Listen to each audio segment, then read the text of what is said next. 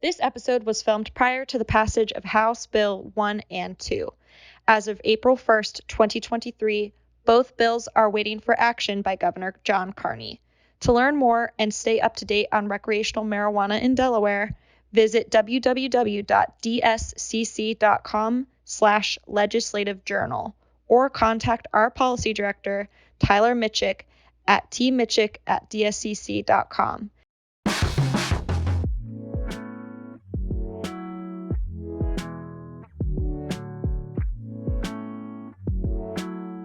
Welcome to Conversations with Kelly, where we sit down with business leaders across the state to take a deep dive into topics that matter to the business community.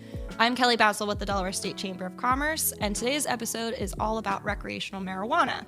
With me, I have Peter Murphy, partner at Saul Ewing, and John Gooden, president and COO of M. Davis & Sons. Thank you both for being here today. Glad to be here. Thanks for having me. Before we get into the weeds, am I allowed to tell a joke? I did. Let's have a quick message from our sponsor. The Conversations with Kelly podcast is powered by Easter Seals Delaware and Maryland's Eastern Shore, and they're marking a huge milestone, their 75th anniversary. Easter Seals is celebrating 75 years of creating an inclusive community, 75 years of first steps for children, independence for adults with disabilities, and support for seniors and their families. Easter Seals is celebrating 75 years of a legacy ensuring a future where everyone is 100% included and 100% empowered. And they're just getting started. Happy anniversary to Easter Seals Delaware and Maryland's Eastern Shore. To learn more or donate, visit de.easterseals.com. That's de.easterseals.com. All right, let's get started. I first want to give you both a moment to just tell us who you are, what you do, and why you care about the topic of recreational marijuana. John, I'll let you go first. John Gooden with M. Davis. We're a mechanical electrical contractor that specializes in the manufacturing of modular process equipment. Marijuana, for me, first and foremost, is around impairment. The risk to employees, to team members, seems wild west right now, the way it's coming forward, and very concerned about the implications on our workforce. Hi, Kelly. Peter Murphy. I'm a partner at Saul Ewing here in Wilmington, Delaware. I focus on corporate transactional work, but in the last few years, I've kind of specialized in cannabis law, which is, an emerging field, and it varies a lot state by state, but it's an area that I think is desperately in need of counsel. And recreational marijuana in Delaware is not legal yet. However, it has been introduced more than once in the General Assembly. Last year, it was vetoed by the governor. However, it's been reintroduced again this year. So we're all looking at HB 1 and HB 2. So from a legal perspective, can you just tell us a little bit about, what's in the bill? Sure, yeah. So as you said, HB 1 and HB 2, they're sort of companion legislation, which both legalizes possession and use for over 21 years of age, but then has to create, the HB 2 has to create the marketplace and the regulations for actually having a legal cannabis market. So they both go together, but they're really the foundation for creating a new industry in Delaware. Mm-hmm. And medical marijuana has been legal for some time now. So that's something that the state, you could say, has figured out how to regulate. What does it mean to regulate recreational marijuana in Delaware? A lot of people, I think, look at medical and recreational marijuana as sort of like two steps on like a continuum. Mm-hmm. A lot of states begin by legalizing medical marijuana and then eventually what we call adult use, some refer to as recreational. But really, I think they're two very different things.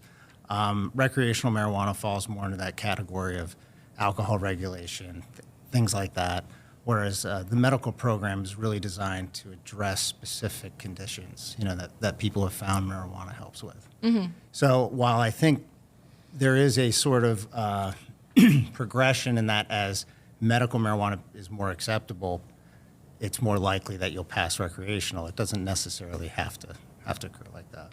John, you mentioned that this is an issue about impairment for you as an employer. Tell us a little bit more about that concern. Yeah, there's a concern there, first and foremost, around safety.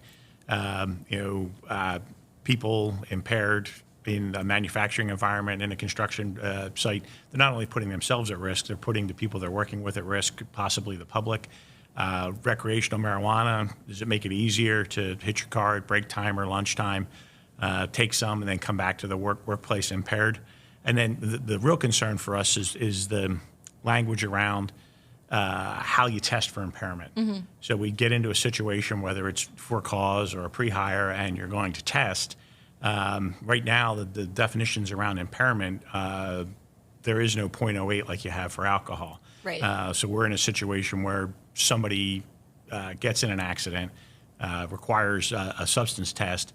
They come up with marijuana in their system. We don't know if they did it at lunchtime. We don't know if they did it Saturday night, mm-hmm. And have concerns about where that's going to go from a legal standpoint. Do you end up in a wrongful termination standpoint because you can't really determine whether or not they're impaired or not. You can just determine that it's in their system. I'm curious. So it's not recreational marijuana is not legal at a federal level. So how does that also affect then you as an employer? You have, I'm assuming, federal contracts. I know others do. Does that affect anything, and how are other states navigating that? We're still at the federal level. It's still requiring us to substance abuse employees on contracts. Most of the customers we work for on the private side still require that. So in Delaware, somebody like a DuPont, mm-hmm. That's not changing. I haven't seen the latest version of the legislation. We're hopeful that the language is going to be in there that we can still continue to follow those rules, mm-hmm. and substance test, whether it's for the federal government or for a private entity, and run accordingly. What are you seeing with other states? Yeah, I think that's the points that were just hit upon are critical, right? Impairment, and I'd say impairment regardless of whether it's cannabis or it's prescription drugs or it's alcohol. Mm-hmm. I mean, it's always, that's kind of the central issue. We can't have, people operating heavy machinery with impairment. Right. And there are challenges as far as that delay in having cannabis in your system and detecting impairment. But at the end of the day, I think it is something that we're familiar with, in that people abuse prescription drugs, people abuse a lot of different substances, and the risk of impairment is always there. It's really, on the federal issue, I believe there is carve-out language in there that, to the extent an employer does have to, comply with certain policies, that's mm-hmm. sort of carved out of the legislation. I would expect that mm-hmm. In a legalization bill. And you mentioned specifically that you are working with licensing. Say recreational marijuana is legalized in Delaware. Can you talk about what the bills say in terms of licenses in the state? So licenses, for example, like retail, manufacturing, that kind of thing? Yeah, and I think there's also an equity piece to it as well. There is, yeah. So that's been something that's definitely kind of front and center. When medical cannabis was first legalized, there wasn't a huge focus on social equity mm-hmm. Licensing, which is really directing licenses, or at least priority in licenses, to those who have historically been impacted by marijuana's prohibition. Mm-hmm. So in the case of the current legislation, it actually does create two categories. One is a social equity applicant, and the other is what they call micro-business. Okay. Both are focused on Delawareans, making sure it's a Delaware-owned business. And the social equity piece is directing a certain number of licenses based on the category to those areas that were disproportionately impacted. Now, how that gets defined mm-hmm. is up to the commissioner, who's the one in charge of the licensing. But it's going to focus on places where marijuana arrest, incarceration, those sorts of things were the highest in the state. So, with this being almost like a new industry in Delaware, there's also talk about this, creating jobs, boosting the economy. Do you know anything about that? I think those are kind of the two main pushes for legalization as far as policy is sort of social equity and justice and economic benefit. Mm-hmm. So the state would tax recreational sales at 15%. So A lot of people have done the math in different ways as far as what does that at the end of the day look like for the state, but the other somewhat more unknown is what does it do for job creation, right? You're creating a whole new industry that involves a new supply chain that's by definition, because it's illegal federally, it's all in the state. It can't actually come from outside the state. So I think there is a lot of opportunity there. The way that plays out with licensing, though, can be, I think people can get the wrong impression of how, if you win a license, it's a golden ticket to riches. I think that's sort of been perpetuated, but it really isn't the case in practice. It's a hard industry to do well. Well, and you mentioned that you do work in other states. So what are you seeing with other states in terms of, the job boost and the economical impact, or is it too soon for some of the other states? No, I think you definitely see those economic benefits, particularly in taxes, but a lot of it comes down to, the health of the industry in different states is often based on how the licensing is structured. So you could have a state like Michigan that has a very open licensing is what we would call it, because they're not going to set a cap on the numbers. It's basically if you can get through the regulatory hurdles, you can become licensed. But what that results in is everybody, a ton of people coming into the industry, and then eventually down the line that affects the price of the product. And you have a lot of Michigan's one of the places right now where wholesale marijuana is the cheapest in the country, and Interesting. Yeah, people built their businesses on it being a lot higher than what it is. So.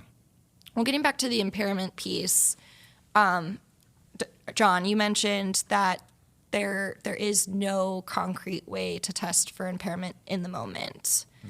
No. So how are other states dealing with that? And by states, I should say employers in other states. Do we know? I mean, there are different ways of testing, but I think to John's point, the fundamental issue of judging impairment is really there's going to be a subjective component to it. And I know certain bills, and don't quote me on this exact piece, but I know the idea of creating more experts in impairment, law enforcement officers with specialty training, and being able to identify that is a way of addressing it. Is it the best way? It might be the best way right now, but I know that's one way to deal with it. Yeah, we've reached out to other states, to peers where it has been legalized recreationally, and for the most part, they're not trying to determine impairment. They're just following the rules that they're playing by. Which in this case, if it's in your system, then you're considered impaired. Okay. We have seen training from a HR human resources standpoint around trying to take that a step further. But that seems to move us kind of into a gray territory. I think you used the word subjective, which is concerning from a labor law standpoint. So, again, let's say recreational marijuana passes in Delaware. We're setting up these licenses. Let's say you get the amendment in the bill. What does that mean? Yeah, there's a couple pieces that are concerning to me. One of them is the generation that's coming up that this is going to affect. So people coming out of high school and college, coming into the workforce.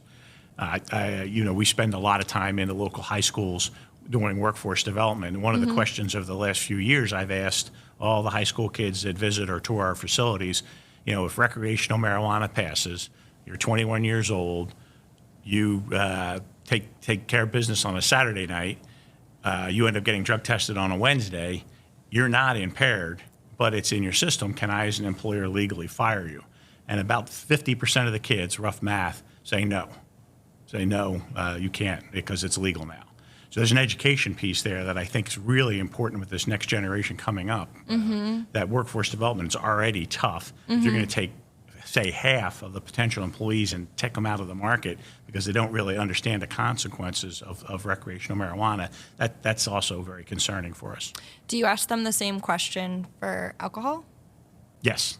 Yeah, because What's that's their usually responses for that? That's the follow-up. Once you get the hands up, who says yes, who says no, and then that's exactly where we'll go. Well, let's talk about alcohol. Can you go out and drink a couple of beers at lunchtime? Well, what's the difference? And Yeah, it's interesting. The word legal, it really changes people's perception of marijuana. That is interesting. I haven't thought about that piece of it yet, where, I think we're still so focused on, if it passed, what does that look like in terms of managing it? But the education piece is definitely something that needs to be thought through. Yeah, and I would add that, I think you would face similar concerns with, for example, there's prescription drugs that if, you take them on a daily basis, for whatever the condition is, but would show up on a drug test as like the classification that includes like amphetamines, right? But it's a prescription drug. I think we already have some of those issues, whether it's a pain, an opioid medication or an amphetamine medication. So I think it's not entirely new ground, but I do see the concern. I want to give a little moment for our next segment, our Combo Connections, where both of you are going to give a shout out to a company or a person that you think is doing something really awesome in the States that you just kind of want to throw a little recognition towards. Peter, you want to go first? Sure. I think I'd like to bring up Valorcraft Cannabis. They're a Delaware-owned, veteran-run cannabis company that's licensed in the state for medical cannabis. And I really appreciate their thoughtful approach to the industry. I think it's an industry that there's quite a spectrum, and people have a lot of different views about cannabis, and they've taken a really responsible, very thoughtful approach to not only how it can help veterans in particular, but what the industry should look like. John? How about the American Heart Association? A lot of great events coming up, golf outings, walks, 5Ks, all sorts of stuff there. Very, very big supporter. I'm planning the Go Red for Women right now, too, so I'm also a big supporter. There you go. My shout-out's also on topic. Like Peter, I was going to give a shout-out to one of our chamber members, First State Compassion, also deals with medical marijuana, but does a lot of great work in the state, so just wanted to give them a shout-out, too. John, if anyone were to need to reach out to you, wants to talk more about this with you, how can they get a hold of you? Best way is probably through email. It's john.gooden, Gooden, at mdavisinc.com. And Peter? Similarly, the best way to reach me is through email, peter.murphy@saul.com. Awesome. Well, thank you both so much for joining me today. I really appreciate the conversation, and we'll catch you next time.